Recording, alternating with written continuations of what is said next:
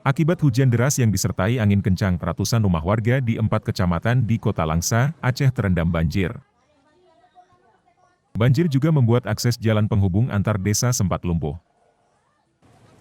Keempat kecamatan tersebut diantaranya Kecamatan Langsa Kota, Langsa Timur, Langsa Baro dan Kecamatan Langsa Barat. Ketinggian air diperkirakan 50 hingga 100 cm. Petugas dari Badan Penanggulangan Bencana bersama TNI Polri melakukan evakuasi terhadap sejumlah korban banjir terutama anak-anak dan lansia.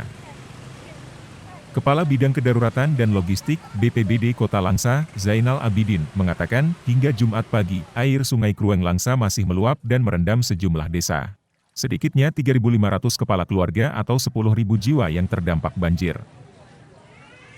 Badan Penanggulangan Bencana setempat telah menyiapkan 4 tenda pengungsian dan 1 unit mobil dapur umum di 4 titik pengungsian.